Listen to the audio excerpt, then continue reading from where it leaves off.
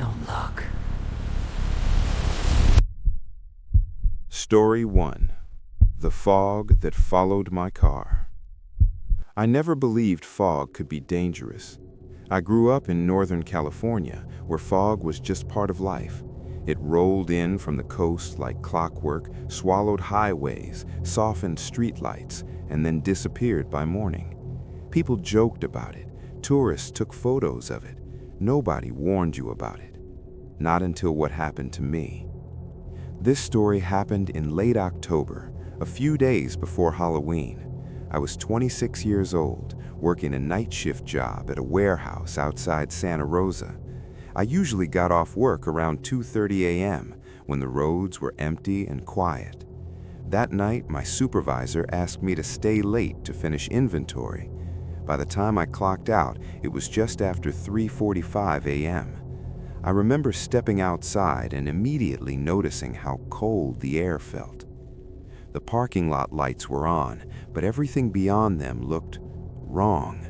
The fog was already there, thick and low, clinging to the ground like something alive. It wasn't drifting or moving like normal fog. It was just sitting there, dense and heavy, as if the night itself had settled on the asphalt. I hesitated before getting into my car. Something about the fog made the place feel abandoned, like the world had ended while I was inside working. I didn't see any other employees leaving. No headlights, no engines, just silence. I told myself I was tired and overthinking it. The drive home usually took about 30 minutes, mostly back roads and a long stretch of Highway 101. I turned the radio on for comfort as I pulled out of the lot. Static crackled through the speakers before a low-voiced late-night host came on, talking about traffic updates and weather warnings. He mentioned heavy fog advisories for coastal and inland areas. I didn't think much of it. Within 5 minutes, visibility dropped to almost nothing. The fog thickened so fast it felt unnatural. My headlights barely cut through it, illuminating only a few feet of road ahead. Trees on either side of the road faded into pale, shifting shadows. Every sound inside my car felt amplified.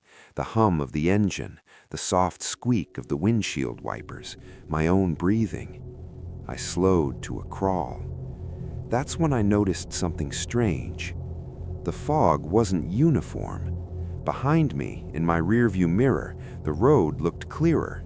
Not perfectly clear, but clearer than what was in front of me. Ahead of my car, the fog was dense, layered, almost stacked on itself like walls. It felt like I was driving into something instead of through it. I reached for my phone to call my girlfriend, but there was no signal, 0 bars. That wasn't unusual in some areas, but something about losing service right then made my stomach tighten.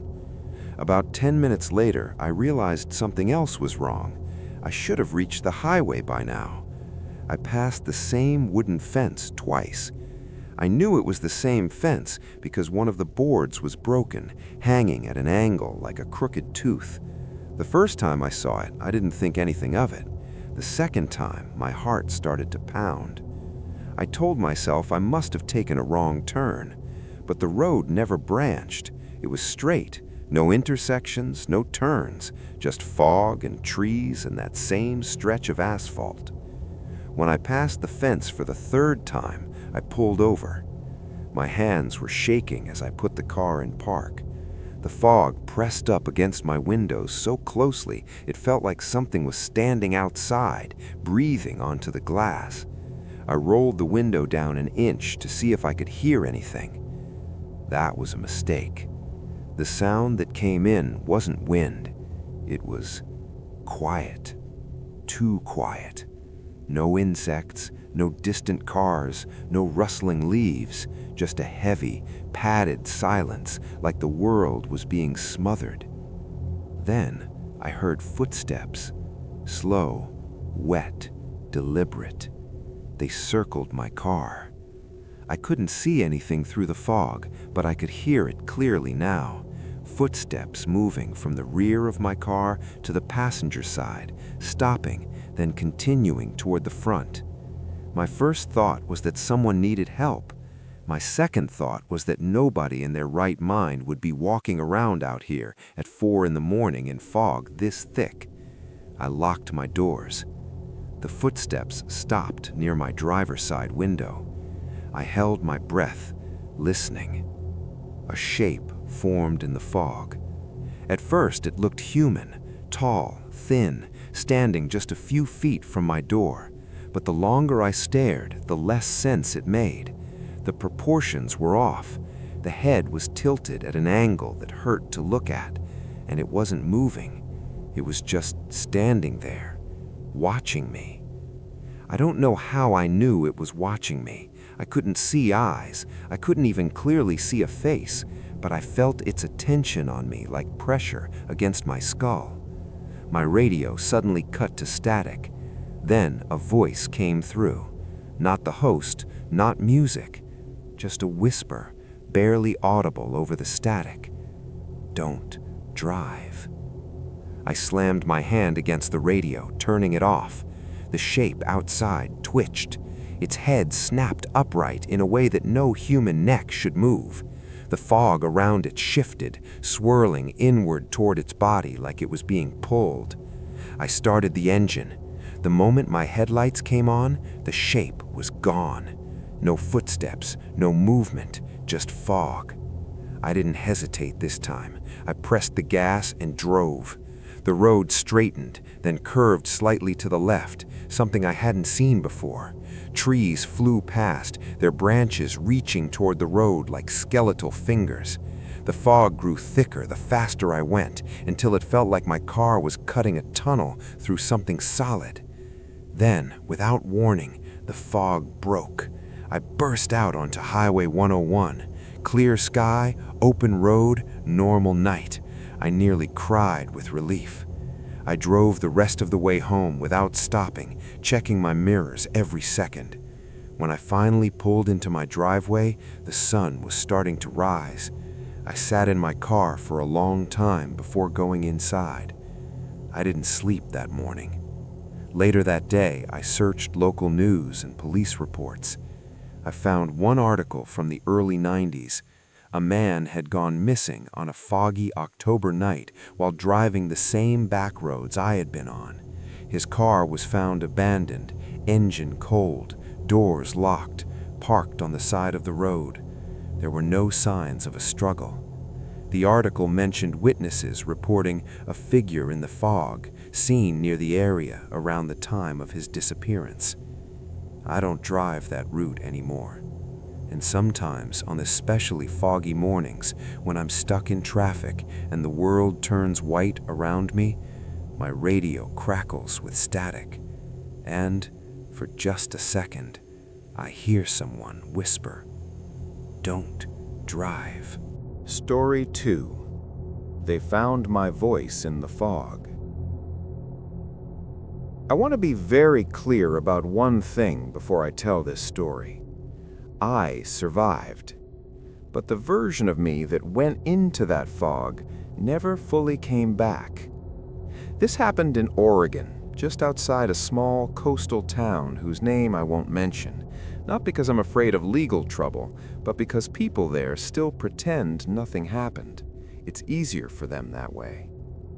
At the time, I was working as a freelance audio technician. I recorded nature sounds, ambient noise, and environmental audio for documentaries and independent films. Forests, rivers, wind, silence, the kind of stuff nobody notices until it's missing. Fog was my favorite. Fog changes sound. It absorbs it, bends it, stretches it.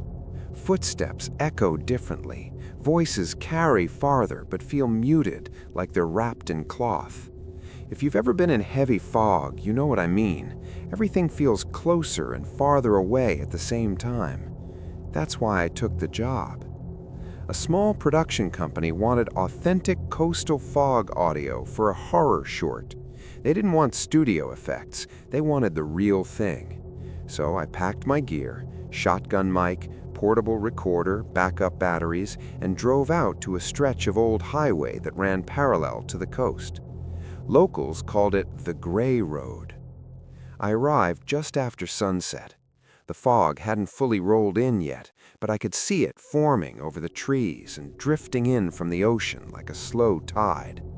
I parked my car on the shoulder, grabbed my equipment, and walked down a dirt path toward the sound of waves. The air smelled wet and metallic. By the time I reached the clearing near the cliffs, visibility had dropped to maybe 20 feet. The fog wasn't moving much, it just hung there, thick and oppressive, swallowing the trees behind me. I set up my recorder and hit record. At first, everything was normal. Distant waves, wind brushing through grass, my own breathing when I forgot to stay still. I monitored the levels through my headphones, adjusting gain, smiling to myself when I heard how rich and deep the ambience sounded. Then, I heard something that didn't belong. Footsteps. They were faint at first, almost lost in the noise floor. I thought it might be another hiker, though I hadn't seen any cars nearby. I lifted my headphones slightly to listen with my own ears. Nothing. Through the headphones, though, the footsteps were clear, slow, measured, crunching softly on gravel. They were behind me. I turned around. Fog. Just fog in the vague outlines of trees. "Hello?" I called out, feeling a little stupid. No response. The footsteps stopped. I waited a few seconds, then chalked it up to audio bleed or distant movement amplified by the fog. I turned back to my equipment and kept recording. That's when the whispering started. At first, I thought it was radio interference. Sometimes portable recorders pick up stray signals, especially in isolated areas. But this wasn't static or chatter. It was a voice, low, quiet, close. I couldn't make out the words, but I could hear the cadence of speech, the rise and fall of syllables, the unmistakable sound of someone talking just out of earshot. I slowly turned my head again. Nothing. The fog felt thicker now, pressing in from all sides. The sound of the ocean had dulled, like it was being pushed farther away. I checked the recorder screen. The levels were spiking. Something was very close to the microphone. I reached out and pulled the mic toward me, nearly dropping it when I felt resistance. For a split second, it felt like something was holding on to it from the other side of the fog. Then the resistance vanished. I stumbled backward, heart racing. That's when I made my first real mistake. I said, "Who's there?" The whispering stopped. The silence that followed was absolute. No waves, no wind, no insects.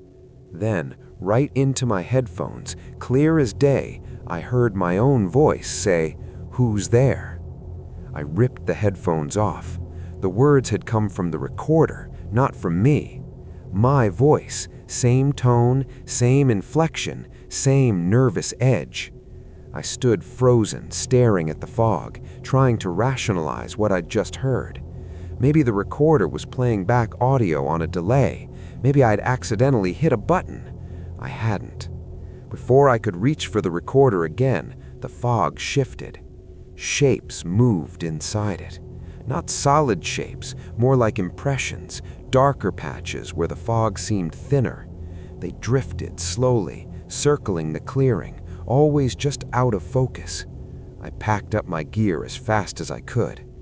That's when I realized I couldn't see the path anymore. The clearing was gone. The cliffs were gone.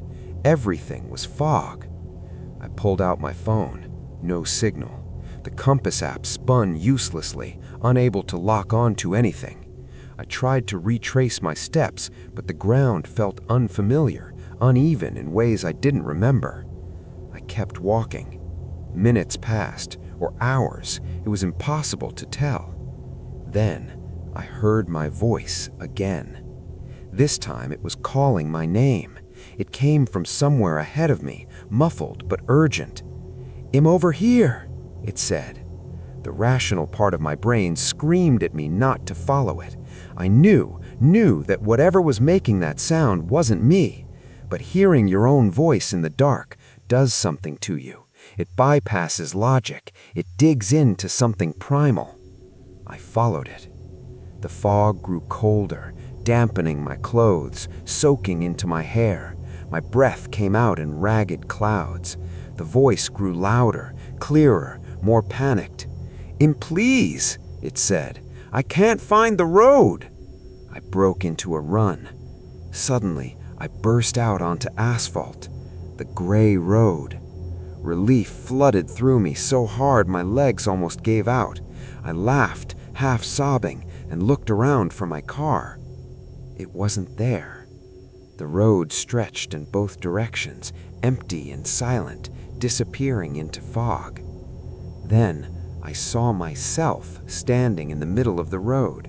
Same clothes, same backpack, same recorder slung over my shoulder. He was facing away from me. "Hey!" I shouted. He turned slowly. His face was wrong. It looked like my face, but smoothed over, details blurred like someone had tried to recreate it from memory and failed. His mouth opened, and my voice came out. "You shouldn't have followed." The fog rushed in. I don't remember everything that happened after that. I woke up in a hospital 2 days later, dehydrated, hypothermic, found wandering near the outskirts of town by a truck driver. My gear was gone.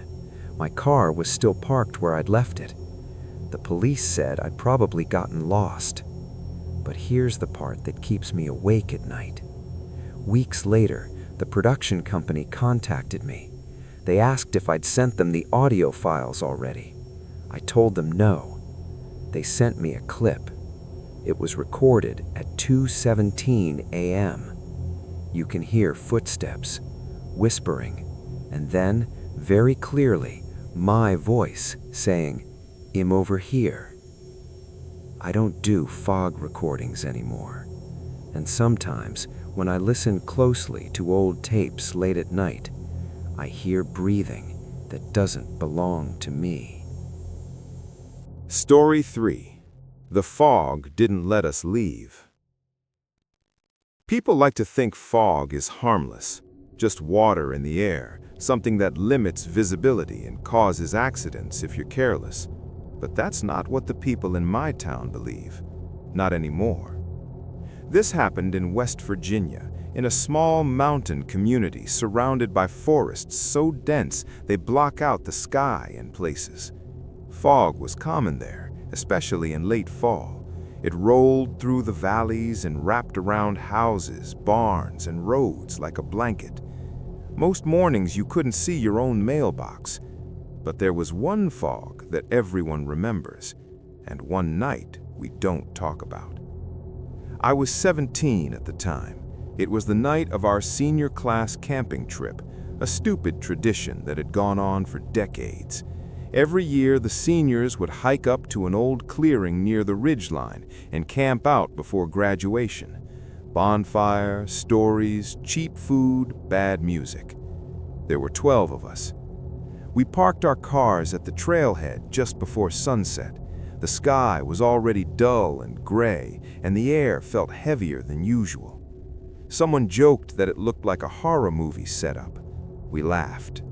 We shouldn't have. About halfway up the trail, the fog rolled in. It came fast, too fast. One moment we could see the tree line and the slope ahead of us. The next, everything vanished into white. Not drifting fog, not rolling fog. It fell, like a curtain dropping. We stopped walking. The sound changed immediately. Our footsteps became muted. Our voices sounded closer than they should have, like the fog was pushing them back at us. One of the guys suggested we turn around. Someone else said it was fine. The clearing was close. We kept going. That was the first mistake. By the time we reached the clearing, the fog was so thick we could barely see the edges of it. We set up camp by muscle memory, forming a loose circle around where the fire pit used to be. The fire wouldn't light. No matter how much we tried, the flames sputtered and died like the fog was choking them out. Eventually, we gave up and sat in the dark, using our phones for light. That's when we realized something was wrong. The fog wasn't stopping at the edge of the clearing. It was closing in, slowly, quietly, like it was aware of us. One of the girls, Emily, said she felt like she was being watched. We told her she was just nervous, but then someone else said the same thing, and someone else. I remember how still everything was. No wind, no insects, no night sounds at all. Then we heard voices. At first, we thought it was another group of hikers, but the voices didn't sound right. They were too flat, too distant, like recordings played through bad speakers. They were calling our names. Not all of us, just a few at first. Emily, Mark, Jason. The voices came from inside the clearing. Jason stood up. He said he thought he saw someone out there, a silhouette moving just beyond the edge of the clearing. We told him to sit down. He didn't. He took a step forward. The fog swallowed him instantly. We rushed to the edge of the clearing, calling his name, shining our phone lights into the white wall. We could hear him breathing, fast and panicked, somewhere just beyond our reach. Then he screamed. It cut off abruptly, like someone had turned him off. We ran after him. That was the second mistake. The fog closed around us the moment we stepped out of the clearing. Visibility dropped to nothing. We were shouting, grabbing blindly for each other, trying not to get separated. I felt a hand grab my wrist. I thought it was one of my friends. The fingers were cold, too cold. I yanked my arm free and stumbled backward, crashing into someone else. We regrouped, counted heads. Jason was gone. Emily was gone. No footsteps, no movement, just fog. We tried to go back to the clearing. We couldn't find it. Every direction looked the same. Then the fog started to change. It thickened in places, thinning in others, forming vague shapes, walls, corridors, narrow paths that seemed to invite us forward. Every time we followed one, it led us deeper into the white. Someone started crying. Someone else started praying. Then we heard the voices again. This time they were closer. They sounded like us. Emily's voice came from the left, sobbing, asking for help. Jason's voice came from the right, calm and steady, telling us to stay where we were. I don't know how long we argued about what to do. Time felt broken inside the fog. Minutes stretched into hours, or maybe it was the other way around. By the time it was just me and two others, my phone battery was almost dead. The fog felt thicker than ever, pressing against my skin, dampening my clothes. That's when we found the road, the old service road that ran along the ridge. We thought we were saved. We ran onto it, crying and laughing, convinced we'd made it out. But the fog followed us. It poured down the road from both directions, cutting off our view of where we'd come from and where we were going. Headlights appeared in the distance, a truck. We screamed and waved our arms. The truck slowed. Then it stopped. The driver's door opened, and a voice called out. It was my voice. It said, "We're over here." The fog surged forward, swallowing the truck. I don't remember much after that. I woke up in a hospital with oxygen tubes in my nose and a sheriff sitting nearby. He told me I was found alone on the road at sunrise, barefoot and hypothermic. They searched for the others. They found nothing. No bodies, no gear, no campsite. Officially, the fog caused disorientation, exposure, panic. Unofficially, people say the fog comes back every few years, and when it does, you can hear voices in it. calling names, sometimes yours. I left that town as soon as I could, but on certain mornings, when the fog rolls low and thick, I wake up with the sound of my own voice in my head, calling from somewhere I didn't escape.